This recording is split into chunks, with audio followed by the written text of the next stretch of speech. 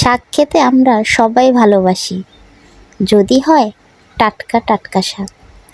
আসসালামু আলাইকুম, আশা করি আপনারা সবাই ভালো আছেন। তো আজকে আমাদের জমিতে অনেক সুন্দর সুন্দর শাক হয়ে রয়েছে। তো ঘরে মাছ নেই, তাই শাক দেখে খুব ভালো লাগছে যে কটা শাক তুলে তারপরে ভাজবো। তো শাকগুলো দেখতে অনেক সুন্দরই। এটা কি শাক আপনারা একটু জানাবেন, আপনারা যদি চিনে থাকেন তাহলে জানাবেন। তো টাটকা টাটকা শাক খুবই মজা লাগে, তাই অনেক শাক হয়ে রয়েছে এখানে, তাই কটা শাক ভাজবো।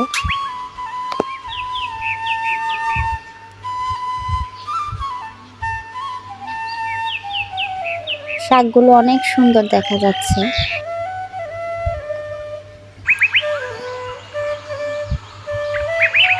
তো এই যে আমাদের জমির সাথে অনেক খেজুর গাছ, আর এইটা আমার ঘরের সাথেই বেগুনের ভুঁই। এগুলো সব বেগুন গাছ, আর ওই সাইডে কলা গাছ। আর এইটা আমার রান্নাঘর, রান্নাঘরের সাথে এই যে একটা আমড়া গাছ। নতুন আসছি তো দেশের বাড়ি, আগে ঢাকায় ছিলাম, তাই বেশি কিছু গাছ লাগাইতে পারিনি।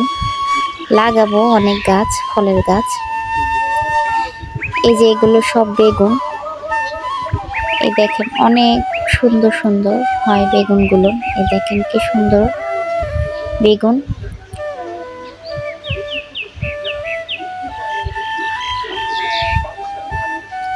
এই পুরোটা বেগুন লাগিয়ে দিচ্ছি আমরা আমাদের ভুঁইতে।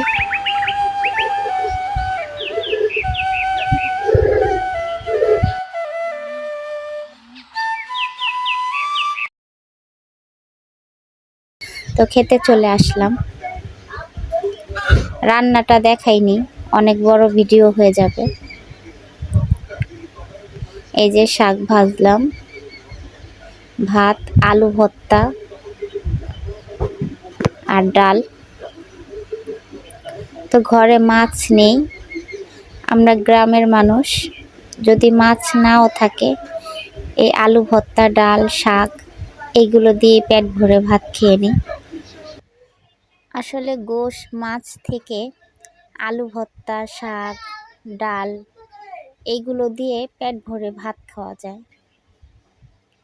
তো আমরা গ্রামের মানুষ এরকমই করি, যে কিছু যদি না থাকে মাঠ থেকে শাক তুলে নিই, ঘরে আলু থাকে আলু ভর্তা করে নিই, আর ডাল তো থাকেই সব সময়, ডাল রান্না করি। এটাই আমাদের কাছে অনেক মজাদার খাবার। তো শাকটা অনেক মজা হয়েছে, আলু ভর্তাটাও।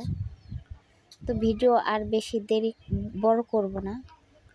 ভালো থাকবেন, সুস্থ থাকবেন, আর আমার জন্য দোয়া করবেন। আল্লাহ হাফেজ।